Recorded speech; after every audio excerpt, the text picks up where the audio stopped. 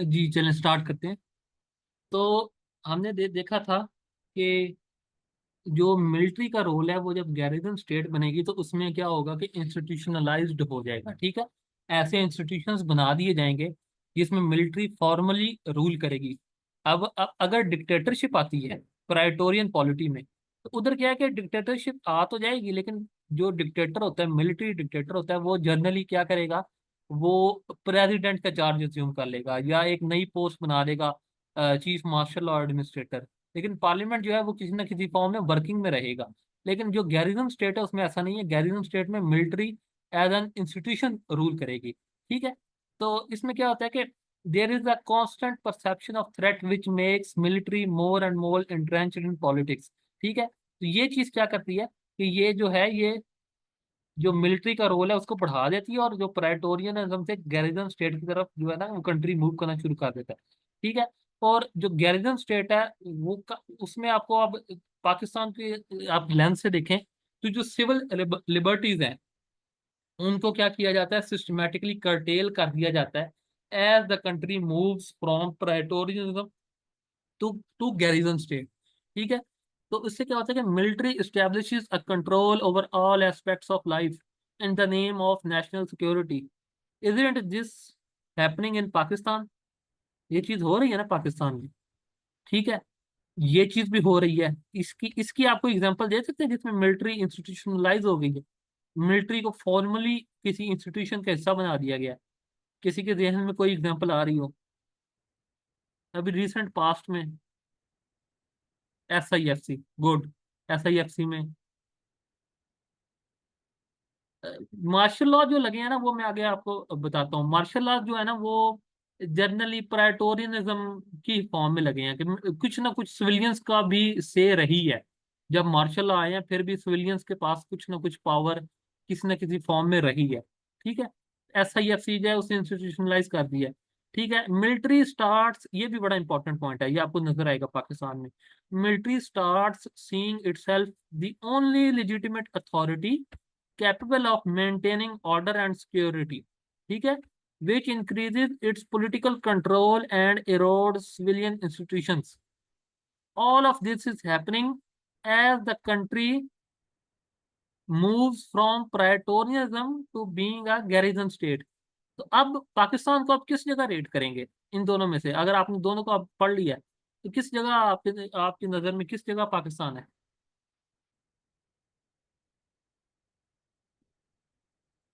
Garrison state.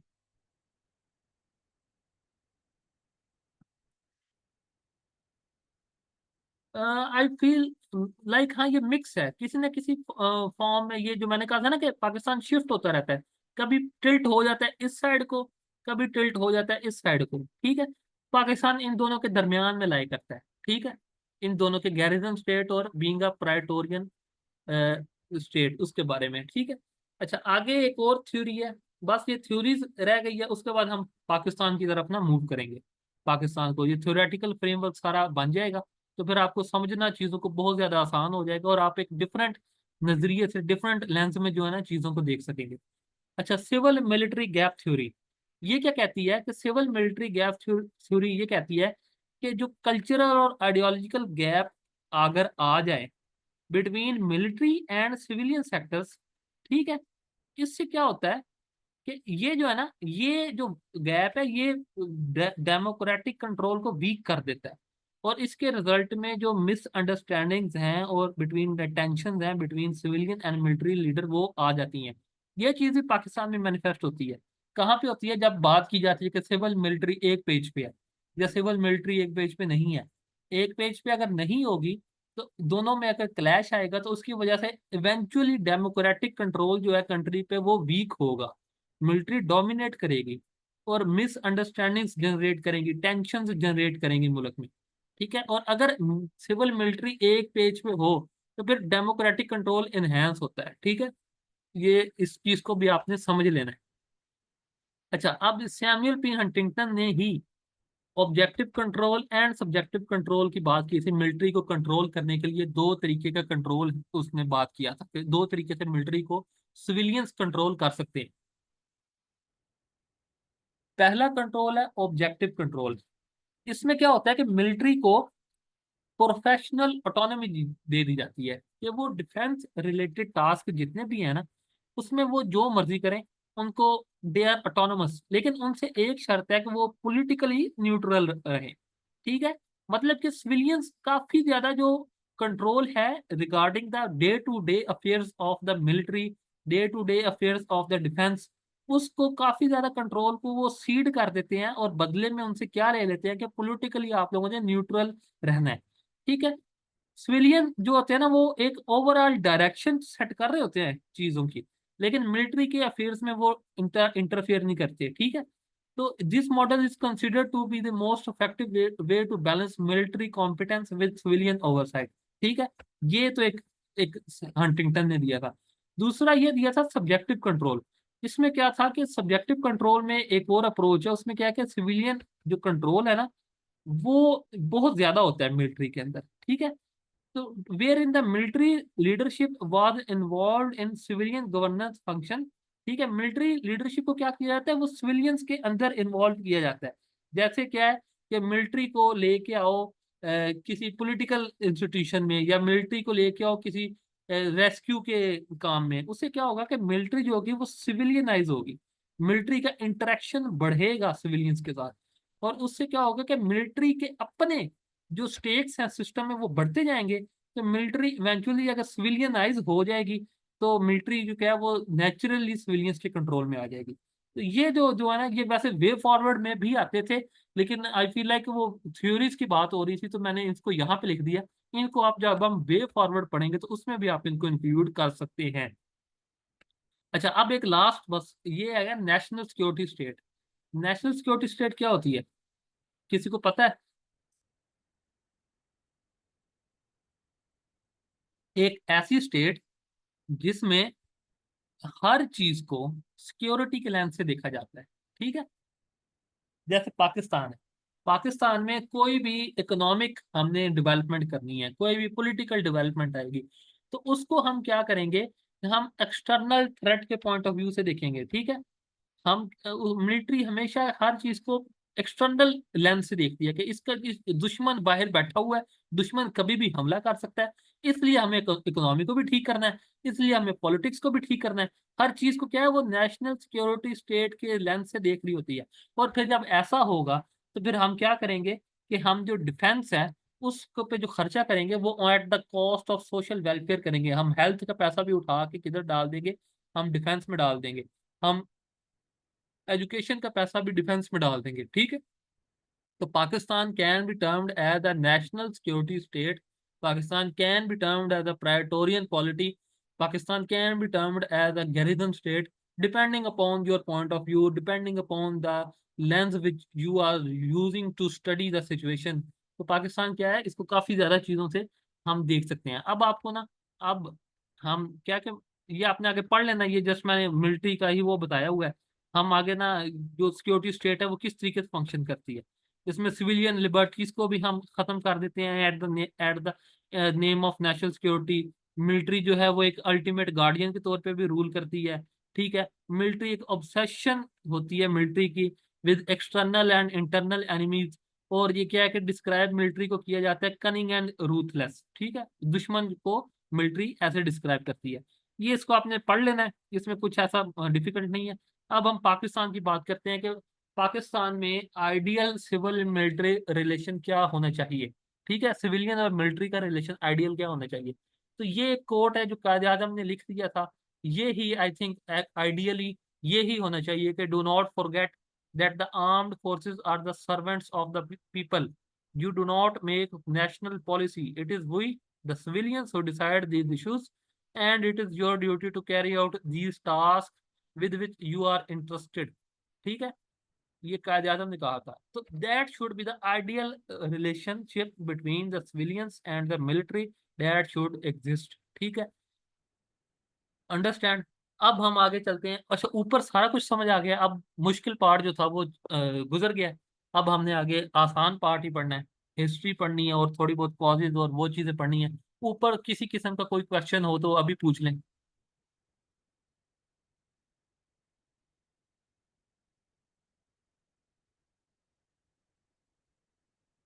कोई question नहीं है, चलें। चलें ठीक है। चलें, history of civil military relations. Military जो है ना पाकिस्तान में, वो डायरेक्टली और इनडायरेक्टली, वो ऑलमोस्ट जब से पाकिस्तान बना है इन्वॉल्व रही है। ठीक है। जो फर्स्ट इंस्टेंस था मिलिट्री की इन्वॉल्वमेंट का पाकिस्तान में, वो आप में से कईयों को नहीं पता होगा, लेकिन वो लाहौर में 1953 में मार्शल लॉ इम्पोज किया गया था प्रोटेस्ट के नतीजे में। ये फर्स्ट इंस्टेंस था जब मार्शल लॉ इम्पोज किया गया था पाकिस्तान में। ठीक है। और इसके बाद क्या हुआ कि जो induction of army chief Ayub Khan है, वो की गई फेडरल कैबिनेट में। ठीक है।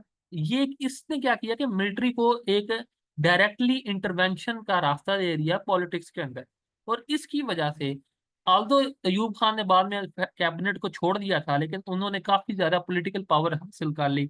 उसकी वजह से 1958 में अयूब खान ने क्या किया था, मार्शल लॉ लगा दिया। और मार्शल लॉ फिर अक्टूबर में 1958 में लगा, जुलाई 1977 में लगा, अक्टूबर 1999 में लगा। ठीक है। अयूब खान ने क्या किया कि सिकंदर मिर्जा ने कॉन्स्टिट्यूशन ऑफ पाकिस्तान जो था, जो 1956 में हमने बनाया था बड़ी मेहनत के बाद, उसको एब्रोगेट कर दिया प्रेसिडेंट सिकंदर मिर्जा ने। ठीक है। तो उसके बाद क्या किया कि पाकिस्तान में क्या किया, डिक्लेयर कर दिया मार्शल लॉ, और अयूब खान को अपॉइंट कर दिया as a chief martial law administrator. ठीक है। कुछ दिनों बाद अयूब खान ने सिकंदर मिर्जा को भी हटा दिया, और वो मुल्क के क्या बन गए कि वो प्रेसिडेंट भी बन गए, और सारा कुछ करता रहता मुल्क के वही बन गए। तो ये इससे क्या हुआ, मिलिट्री का जो कंट्रोल है वो, मिलिट्री के पास पाकिस्तान का कंट्रोल आ गया। 1969, मार्च 1969 में जब अयूब खान ने ऑलमोस्ट 10 ईयर्स तक रूल कर लिया था, 10 to 11 ईयर्स, तब जो पॉलिटिकल सिचुएशन है कंट्री की, वो काफी ज्यादा शिफ्ट हो गई, एंटी अयूब हो गई, काफी ज्यादा प्रोटेस्ट होने शुरू हो गए। तो फिर क्या किया कि उन्होंने क्या किया कि याहिया खान जो थे, अयूब खान ने याहिया खान को बुलाया। और अयूब खान प्रेसिडेंट बन चुके थे तब, और 1962 का कॉन्स्टिट्यूशन भी आ चुका था, आपको पता होगा। तो याहिया खान ने मार्च 1969 में जो कॉन्स्टिट्यूशन ऑफ 1962 था उसको एब्रोगेट किया, और खुद एक मार्शल लॉ एज्यूम कर लिया। ठीक है। तो Yahya Khan abolished use constitution and ruled the country under martial law. जब कब तक, दिसंबर 1971 तक, जब क्या हुआ कि जब बांग्लादेश बन गया, उसके बाद याहिया खान ने रिजाइन कर दिया और भुट्टो आ गए। भुट्टो का आना, और उस वक्त मिलिट्री का जो मोराल था वो बहुत ज्यादा लो था। ये हमारे पास हिस्ट्री ने एक बहुत गोल्डन चांस दिया था फर्स्ट टाइम, जब हम एक मिलिट्री के जो रूल है, मिलिट्री की जो इन्वॉल्वमेंट है, उसको हम कम कर सकते थे, उसको हम बहुत ज्यादा उस पे ना, उसको कर्ब कर किया जा सकता था। लेकिन भुट्टो ने भी कुछ ऐसी चीजें की। फॉर एग्जाम्पल, उसने ज्यादातर जो अपना रखा, जो उसके गुस्से में आए, वो जर्नली ब्यूरोक्रेट्स आए। ठीक है। जो 1973 में जो अ, जब ये जो सिविल जो सीएसपी के रूल चेंज हुए थे। ठीक है। सिविल ब्यूरोक्रेसी के रूल्स चेंज हुए थे, जिसके बाद ये सीटीपी शुरू हुआ था, कॉमन ट्रेनिंग प्रोग्राम। ठीक है। ये भुट्टो ने इंट्रोड्यूस करवाया था। तो भुट्टो का जितना ज्यादा गुस्से का नतीजा बनी ना, वो सिविल ब्यूरोक्रेसी बनी, जबकि मिलिट्री ब्यूरोक्रेसी नहीं बनी। उसके बाद सिविल ब्यूरोक्रेसी की जो पावर है वो इवेंचुअली बड़ी कम होती गई। हत्ता कि आज जब हम इस्टेब्लिशमेंट की बात करते हैं, उसमें हम मिलिट्री के इन्वॉल्व कर लेते हैं, उसमें हम जुडिशरी को किसी हद तक इन्वॉल्व कर लेते हैं, लेकिन सिविल ब्यूरोक्रेसी को आज तक इस्टेब्लिशमेंट में, अब कहा जा सकता है कि सिविल ब्यूरोक्रेसी जो है वो इस्टेब्लिशमेंट से निकल चुकी है। इनकी इतनी ज्यादा पावर जो है अब इनके पास मुल्क में नहीं रही। जबकि अगर हम इससे पहले देखें तो सिकंदर मिर्जा भी क्या था, सिकंदर मिर्जा भी था। जी, भुट्टो ने मार्शल लॉ नहीं लगाया था। भुट्टो ने जब अज्यूम किया था ना कंट्री को, तब हमारे पास कोई कॉन्स्टिट्यूशन नहीं था 1971 में। तो उस वक्त जो चल रहा था, वो वही मार्शल लॉ चल रहा था। तो भुट्टो क्या बन गए, Bhutto civilian chief martial law administrator बन गए। फिर 1972 में एक इंटरिम कॉन्स्टिट्यूशन आया जो प्रेसिडेंटल फॉर्म में था। उसके बाद 1973 में जो हमारा कॉन्स्टिट्यूशन है वो आया, और फिर एक एक डायरेक्ट सिविलियन रूल जो है ना, वो इस्टेब्लिश हो गया था। अच्छा, हम किधर से दरमियान में बात रुक गई। अच्छा, चलें। अच्छा, आगे चलते हैं। उसके बाद क्या हुआ कि भुट्टो आ गया। भुट्टो ने रूल किया 1973 के कॉन्स्टिट्यूशन के अंडर, प्राइम मिनिस्टर के तौर पे। लेकिन वो ज्यादा देर चल ना सका। फिर जियाउल हक ने क्या किया, तो ज़ियाउल हक ने टेक ओवर कर लिया। ज़ियाउल हक के टेक ओवर करने के बाद जो पाकिस्तान की आर्मी है ना, उसकी जो इन्वॉल्वमेंट है वो बहुत ज़्यादा बढ़ गई मिलिट्री में, एडमिनिस्ट्रेटिव एक्टिविटीज़ में, मैनेजर एसेंशियल सर्विसेज में, हर चीज़ में ना मिलिट्री जो है ना वो काफ़ी ज़्यादा इन्वॉल्व हो गई। हत्ता कि ये जो आप कोटास देखते हैं, मिलिट्री का 10% कोटा है सीएसएस में, वो भी ज़ियाउल हक के दौर में इंट्रोड्यूस करवाया गया था। मतलब कि इस लेवल तक ब्यूरोक्रेसी में भी मिलिट्री को इंडक्शंस देना शुरू कर दी गई। ठीक है। तो उसके बाद मिलिट्री काफी ज्यादा क्या हो गई, प्राइटोरियन पॉलिटी पाकिस्तान पाकिस्तान बन गया। मिलिट्री काफी ज्यादा इंस्टीट्यूशन में से रखना शुरू हो गई, मिलिट्री का काफी ज्यादा पॉलिसी मेकिंग में काफी ज्यादा ओवरसाइट आ गई। उसके बाद ज़ियाउल हक की डेथ हो जाती है। उसके बाद सिविलियन रूल आ जाता है। सिविलियन रूल में भी क्या था कि एक म्यूजिकल चेयर ऑफ डेमोक्रेसी जो है वो चलती रही, कभी बेनजीर भुट्टो, कभी नवाज शरीफ, फिर बेनजीर भुट्टो, फिर नवाज शरीफ। इवेंचुअली नवाज शरीफ को एक कू के में परवेज मुशर्रफ ने 1999 में क्या किया कि निकाल दिया। उसके बाद क्या है कि फिर जो है उसने माशाल्लाह लगा दिया और अपने आप को डिक्लेयर कर दिया प्रेसिडेंट ऑफ पाकिस्तान। मुशर्रफ ने क्या किया, मुशर्रफ ने, अगर हम उसकी देखें तो मुशर्रफ ने नेशनल अकाउंटेबिलिटी ब्यूरो बनाया। ठीक है। उसमें क्या था कि वो एक पॉलिटिकल विक्टिमाइजेशन के लिए बेसिकली यूज होता था। Ban opposition leaders from participation in parliamentary elections under the allegation of corruption. ठीक है। उसके बाद इसने, मुशर्रफ ने एक और काम किया कि नेशनल सिक्योरिटी काउंसिल एक तश्कील दी, नेशनल सिक्योरिटी काउंसिल। इसमें मिलिट्री को क्या किया कि मिलिट्री का भी रोल अंदर रखा सिक्योरिटी काउंसिल में। उसकी वजह से मिलिट्री की इन्वॉल्वमेंट मजीद बढ़ी सिक्योरिटी मैटर्स में, मिलिट्री की इन्वॉल्वमेंट हर चीज में बढ़ी। अब नेशनल सिक्योरिटी काउंसिल में अगर मिलिट्री है, और अगर हम सिक्योरिटी की बात करें तो सिक्योरिटी में आपने पढ़ा होगा कि इकोनॉमिक सिक्योरिटी भी आ जाती है, उसके बाद जियो स्ट्रेटेजिक सिक्योरिटी भी आ जाती है, क्लाइमेट सिक्योरिटी भी आ जाती है। हर चीज को सिक्योरिटी के अंदर ला के नेशनल सिक्योरिटी काउंसिल के अंदर इन्वॉल्व किया जा सकता है। इसका मतलब है कि ये जो नेशनल सिक्योरिटी काउंसिल है, ये एपेक्स बॉडी होगी जिसमें सारे चीफ बैठते हैं, प्राइम मिनिस्टर बैठते हैं, और वो पाकिस्तान के तकरीबन हर मामले में इंटरफेयर करते हैं, पाकिस्तान के हर मामले में इनपुट देते हैं। ये नेशनल सिक्योरिटी काउंसिल जो है वो तब से चलती आ रही है। ठीक है। अब जो पोस्ट मुशर्रफ जो है ना मिलिट्री रिलेशंस है, उनको हम देखें तो वो क्या है कि वो एक हाइब्रिड रिजीम के तौर पे चल रहे हैं, जिसमें क्या है कि मिलिट्री ने कुछ एरियाज में तो जो सिविलियंस हैं उनको फ्री हैंड दे दी है कि जाओ जो मर्जी करो, लेकिन कुछ एरियाज में मिलिट्री ने जो अपनी पॉलिसी है उसको बहुत टाइटन किया हुआ है। सिक्योरिटी पॉलिसी होगी, डिफेंस से रिलेटेड होगी, तो हम इसको क्या कह सकते हैं कि जो जो शेयर्ड पॉलिसी मेकिंग है, इसको हम क्या कह सकते हैं कि ये हाइब्रिड रिजीम भी है। ठीक है। इसको हम हाइब्रिड रिजीम भी कंसीडर कर सकते हैं। अंडरस्टैंड? Any questions?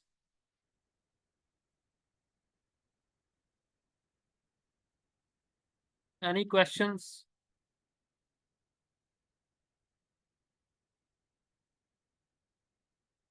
अच्छा, आगे चलते हैं।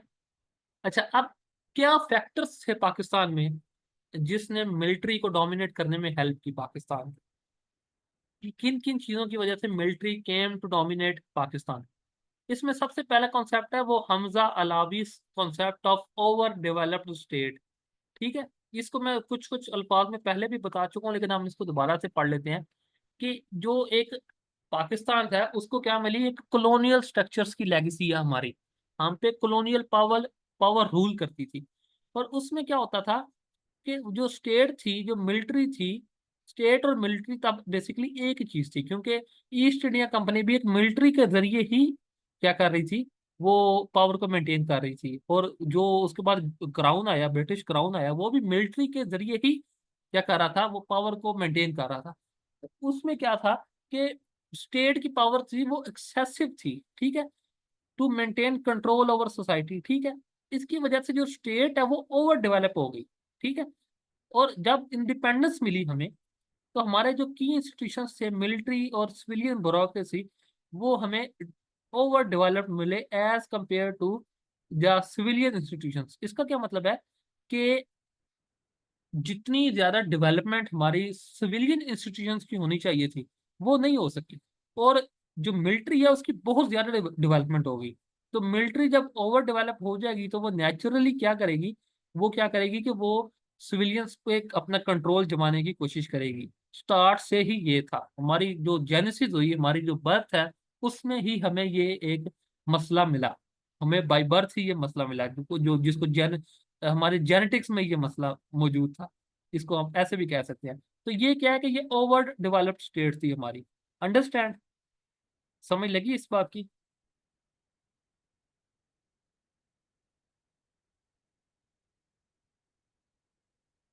अच्छा चलें, आगे चलते हैं।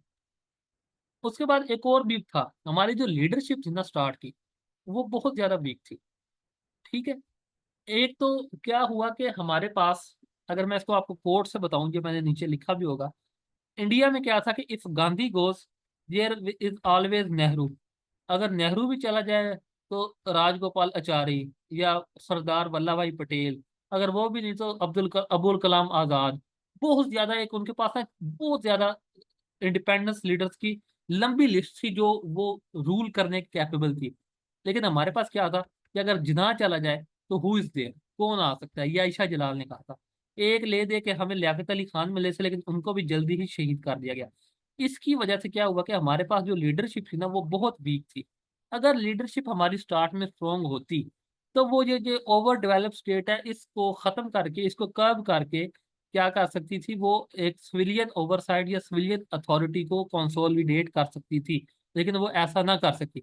और कायद हिमसेल्फ हैड सेड, कायद ने भी तो कहा था ना कि मेरी जेब में खोटे सिक्के हैं, I have false coins in my pocket, in his my pocket. ठीक है। ये भी एक इशू है, वीक लीडरशिप का इशू है, जो है ना वो हमें मिला, इनहेरेंट हुआ। ठीक है। आपने इस सारे को पढ़ लेना, इसमें कोई ये मुश्किल बात नहीं है। ठीक है। और मुस्लिम लीग लीडर्स की एक और, जो मुस्लिम लीग थी इटसेल्फ पॉलिटिकल पार्टी, वो भी इतनी ज्यादा ऑर्गेनाइज नहीं थी।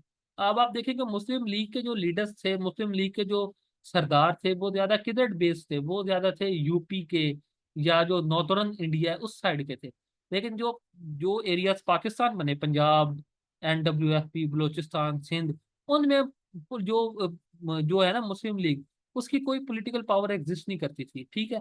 अगर हम बलूचिस्तान को देखें तो उधर जो कलात थी वो एक प्रिंसली स्टेट थी। जो पंजाब है उस उधर यूनियनिस्ट पार्टी जो है हिस्टोरिकली वो रूल करती आ रही थी। ठीक है। उसकी उनके लीडर्स की ज्यादा इधर जो था से थी, उनकी ज्यादा पावर थी। तो जो KPK है, जो NWFP है, उधर तो वैसे ही वो काफी ज्यादा बाचा खान जो था उसके सपोर्टिंग में थे, जिनको वो गांधी के अलाइन से ज्यादा।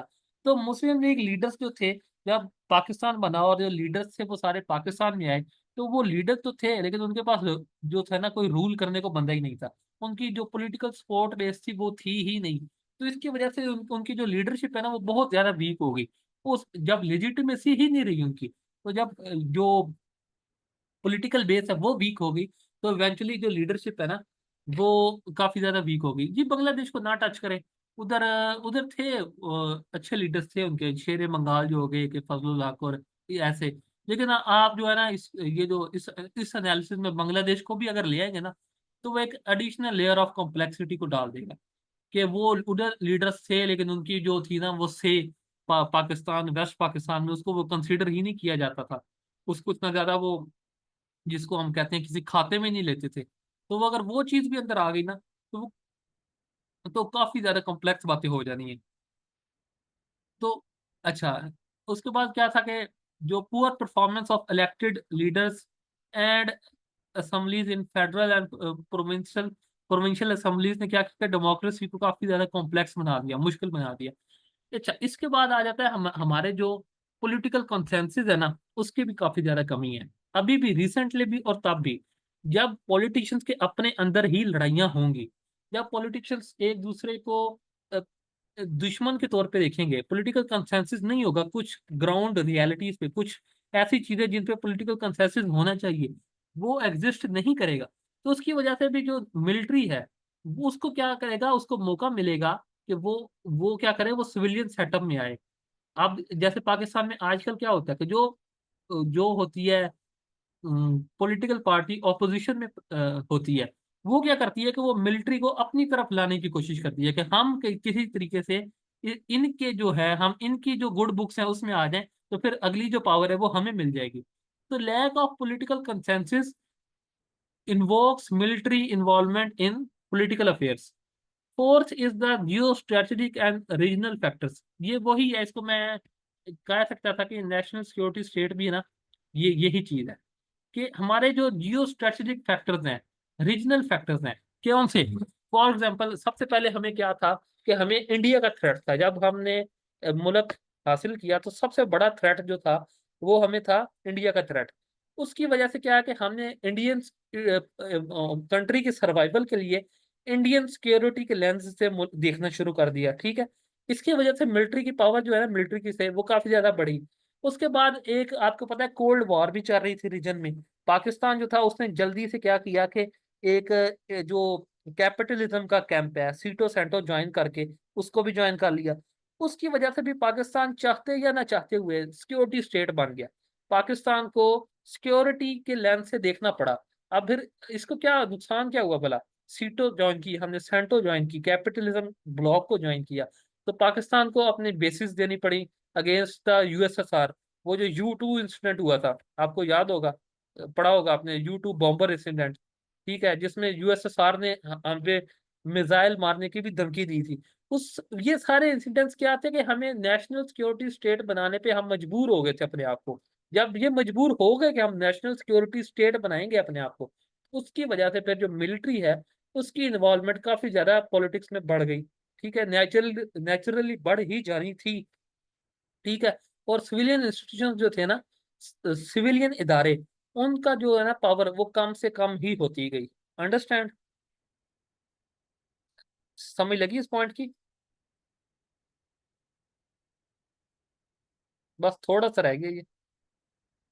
अच्छा, आगे चलते हैं। अच्छा, अब सिविलियंस जो है ना, ये सारा कुछ पढ़ा के जब ओवर डेवलप स्टेट होगी, जब एक चीज जो है वो ओवर डेवलप हो जाएगी, तो नेचुरली उसका जो काउंटर पार्ट है, अगर मिलिट्री ओवर डेवलप है तो सिविलियन काउंटर पार्ट जो है वो क्या होगा, वो अंडर डेवलप हो जाएगा। वो अगर मुल्क में कोई क्राइसिस की सिचुएशन आती है, वो मुल्क में कोई मसला दरपेश होता है मुल्क को, तो वो क्या करते हैं कि वो उस तरीके से उसको डील करने की कैपेबिलिटी ही नहीं रखते। क्योंकि मिलिट्री एक ऐसा इंस्टीट्यूशन है जो हर चीज को डील कर रहा है, वो सिविलियन इदारों को डेवलप ही नहीं होने दे रहा, ठीक है। तो उसकी वजह से जो सिविलियन डिपेंडेंसी है ना वो मिलिट्री पे, वो हमेशा से हमारी कायम रही है, ठीक है। हमने देखा, आपने 1947 में मिलिट्री ही थी जिसने क्या किया कि अपने बैरक खाली करके जो स्टाफ आ रहा था दिल्ली से, उसको क्या किया कि उसको अपने घर दिए, अपने बैरक्स दिए। और उस सिविल सेक्रेटेरिएट जो पाकिस्तान का फर्स्ट एस्टेब्लिश हुआ, वो क्या हुआ कि वो मिलिट्री बैरक्स में हुआ, ठीक है। इस तरीके से हम अगर कुछ एग्जांपल्स देख लें, इसके अलावा जितने मिलियंस ऑफ रेफ्यूजीज आ रहे थे ईस्ट पंजाब में, ईस्ट पंजाब से, क्या है उनको इस्टेब्लिश करना, उनको मैनेज करना, वो सारे में मिलिट्री का रोल काफी ज्यादा बढ़ गया, मिलिट्री ही कर रही थी। क्योंकि तब मिलिट्री ही एक इदारा था जो किसी न किसी ऑर्गेनाइजेशनल हायरार्की में था, जो किसी न किसी फॉर्म में ऑर्गेनाइज था, जिसके पास कुछ रिसोर्सेज थे। तो इसकी वजह से मिलिट्री ने ही ये काम करना शुरू कर दिया। इसके बाद ये रावलपिंडी कॉन्स्पिरेसी केस जो हुआ, जिसमें कू की अटेम्प्ट की गई थी, उसमें क्या है कि उसमें भी मिलिट्री ने उसको डील किया। जितनी भी ईस्ट पाकिस्तान में हमें राइट्स मिलते हैं 1953 में, 54 में, 56 में, 58 में, उन सारों को पुलिस ने नहीं डील किया, उन सारों को मिलिट्री ने डील किया। तो मिलिट्री पे जो सिविलियन इंस्टीट्यूशंस की डिपेंडेंस है, सिविलियन इदारों की जो डिपेंडेंस है, वो क्या है कि वो बढ़ती से बढ़ती चली गई। हत्ता कि हम आज भी देखें तो रैकोडिक केस का आपको पता होगा, जिसमें पाकिस्तान को ऑलमोस्ट $12 बिलियन की पेनल्टी पड़ने वाली थी। उस केस को अवॉइड करने में मिलिट्री ने बहुत ज्यादा रोल अदा किया। SIFC क्या है? SIFC भी मिलिट्री ही आई है कि चलो अब हम ही आके इकोनॉमी ठीक कर देते हैं। फैटफ की जो ग्रे लिस्ट से हम निकले थे, उसको भी ग्रे लिस्ट से निकालने में मिलिट्री ने एक बहुत ज्यादा रोल अदा किया। इंटरनेशनल क्रिकेट की रिवाइवल में बहुत ज्यादा रोल अदा किया। पेंडेमिक के दौर में आपको कोविड-19 के दौर में भी MCOC में मिलिट्री का काफी ज्यादा इनपुट रही है। तो इवन आज भी मिलिट्री पे जो सिविलियन इदारों की डिपेंडेंस है वो काफी ज्यादा बड़ी है, ठीक है। तो ये क्या करती है कि जब इदारे डिपेंडेंट होंगे मिलिट्री में, तो वो किस तरीके से पावर को मिलिट्री को वापस कर सकती है, किस तरीके से मिलिट्री को कह सकते हैं कि ठीक है अब आप बैरक्स तक करें और हम हमें सिविलियन इदारों को हमारा काम करने दें। ठीक है जी, बिल्कुल, ये आप एग्जांपल्स दे सकते हैं। अगर वो ऐसा करते हैं, मिलिट्री को कहते हैं कि चलो ठीक है अब आपने, हमने आपसे कोई हेल्प नहीं लेनी, तो कुछ आगे फ्यूचर में अगर कोई इस तरह की कोई क्राइसिस सिचुएशन आती है, तो फिर मिलिट्री तो नेचुरली चाहते हुए या ना चाहते हुए इन्वॉल्व हो जाएगी। और हो भी जाती है। तो ये जो है ना, ये चीज ये भी क्या करती है कि ये मिलिट्री को डोमिनेट करने में बड़ी हेल्प करती है। ठीक है। इसके अलावा मिलिट्री का जो एक आयशा सिद्दीका का एक कॉन्सेप्ट है मिल बस का, मिलिट्री बिजनेस का, जिसमें क्या है कि मिलिट्री ने ऐसे बिजनेसेस स्टैब्लिश कर लिए हुए हैं, ऐसे कॉरपोरेट बिजनेसेस, जैसे ग्रीन पाकिस्तान इनिशिएटिव है, जैसे फौजी फर्टिलाइजर है, जैसे ये इस कई आपको और बिजनेसेस मिल जाते हैं। वो चीज क्या करते हैं कि वो मिलिट्री को मुल्क की इकोनॉमी के साथ एसेंशियली मिक्स कर देते हैं। ठीक है। उससे क्या होता है उससे क्या होता है कि मिलिट्री जो है ना, वो इकोनॉमिक स्ट्रक्चर्स में बहुत ज्यादा इन्वॉल्व हो जाती है। ठीक है। और उससे फिर क्या है कि मिलिट्री की पावर मजीद बढ़ती है। इसको आपने सारी, ये बुक की मैंने थोड़ी सी समरी लिखी है, इसको आपने पढ़ लेना है। और अगर इसमें से कोई कॉन्सेप्ट आपको लगे कि किसी जगह यूज करना है, बेशक इस क्वेश्चन में या किसी और क्वेश्चन में, तो वो आप यूज कर सकते हैं। ठीक है। ये मैंने आपको थीसिस थोड़ा सा बता दिया।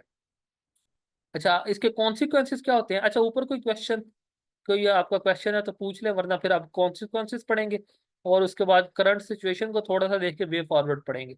बस 20 से 25 मिनट का सारा रह गया। और अगर कोई क्वेश्चन है तो पूछ लें ऊपर।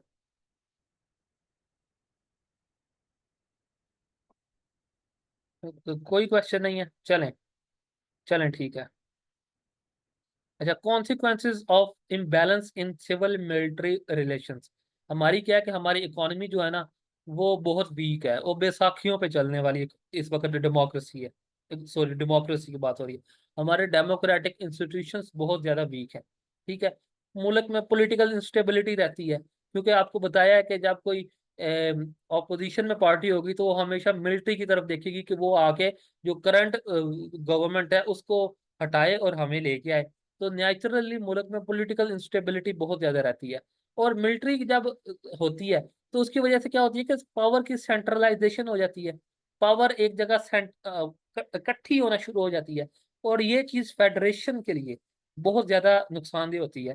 अब जैसे आप करंटली देख लें तो जो पेरिफेरीज हैं, वो क्या कहती हैं कि पंजाबी फौज, या फिर वो कहती हैं कि पाकिस्तान स्टेट हमारे साथ ऐसा करती है। तो फेडरेशन में तो हर जो एक फेडरेटिंग यूनिट है, हर सूबा है, वो किसी ना किसी तरीके से डिपेंडेंट है, किसी ना किसी तरीके से वो लिंक है सेंटर के साथ। तो अगर वो लिंक ही, सेंटर प्रोविंस का लिंक ही कमजोर होना शुरू हो जाएगा due to centralisation of power in the centre, ठीक है, इन द फेडरेशन कैपिटल, तो उससे क्या होगा कि जो फेडरेशन है वो इटसेल्फ बहुत ज्यादा वीक होना शुरू हो जाएगी।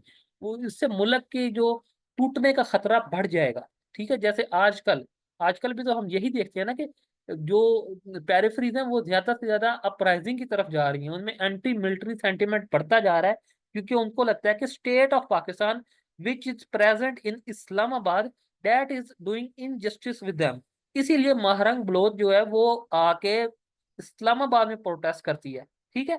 Because he she feels like the centre of power is in Islamabad rather than being shared between federation and provinces. Okay.